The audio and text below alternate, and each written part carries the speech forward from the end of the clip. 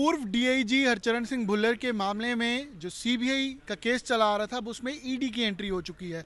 Sector 40 Chandigarh की ये रिहाइश है जहां पर हरचरण सिंह भुल्लर रहते थे। हालांकि अब क्योंकि जेल में है तो फॉर्मर डीआईजी अब हो चुके हैं, लेकिन ईडी की अब दबिश दी जा रही है पूरे मामले में।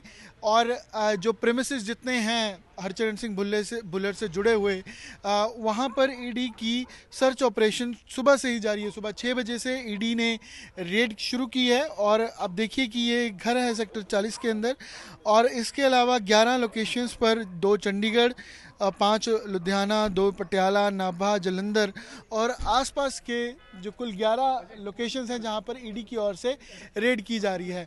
और ये मामला जुड़ा हुआ है सीबीआई एसीबी से, जिसमें एलिगेशंस थे, आकाश भत्ता की कंप्लेंट थी कि रिश्वत मांगी गई एक केस सेटल करने के लिए।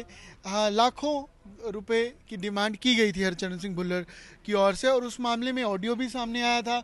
सीबीआई के पास शिकायत की गई थी और उस शिकायत के बाद सीबीआई ने रंगे हाथों हरचरण सिंह भुल्लर को पकड़ा था।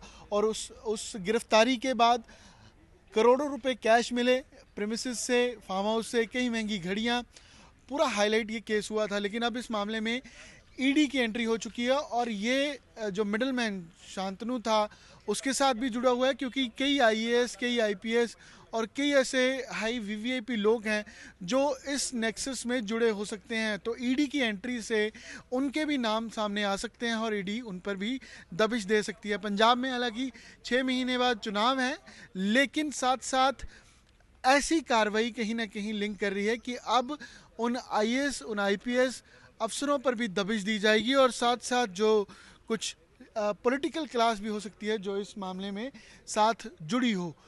तो आप देखिए कि ये ईडी की ओर से इनके घर पर और बाकी लोकेशंस पर रेड की जा रही है और सुबह से ये रेड जारी है।